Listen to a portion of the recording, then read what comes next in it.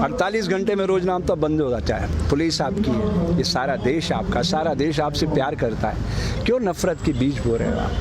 मैं अंत में इतना कहना चाहता हूँ मेरे दोस्त नरेंद्र बाबू, प्रकृति सदैव हिंसा का फल दुख, दया का फल आनंद बरसाती रहती है। इसके खिलाफ मैं जानता हूँ ये देश आपका कुछ नहीं बिगाड़ सकता, क्योंकि आपके पास 303 लोग, लेकिन उस कायनात की शक्ति को आप जानते हैं ना।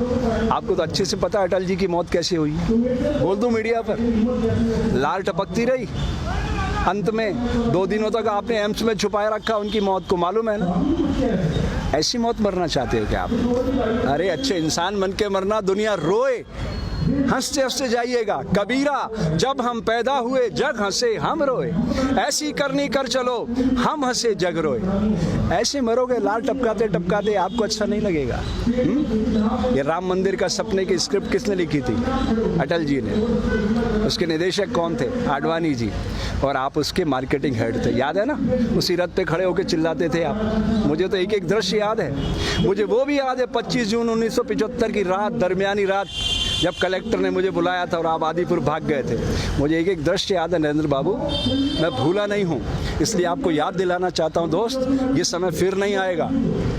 जिन्हें शक हो वो करे और खुदाओं की तलाश, हम तो इंसान को दुनिया का खुदा कहते हैं। मिटा दे अपनी हस्ती को अगर कुछ मर्तबा चाहे, कि दाना खाक में मिलकर गुले गुलजार होता है। तुम गलत दिशा में जा रहे हो नरेंद्र, कल पछताओगे।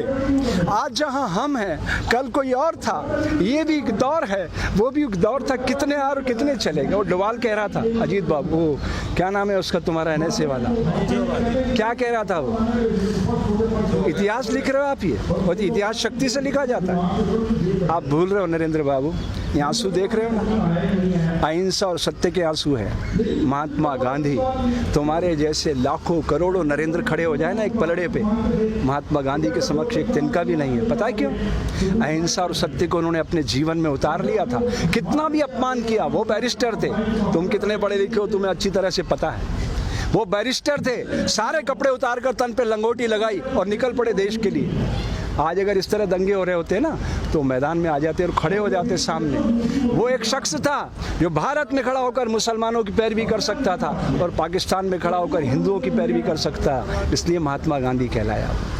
आप नहीं बन सकते इतिहास पुरुष, कूड़ेदान में फेंक दिए जाओ। इसलिए अपनी शक्ति को पहचानो दोस्त, आज नहीं तो कल। इस समय आपका इंतजार कर रहा है, अभी भी आत्मावलोकन का समय है। जय हिंद, जय भारत।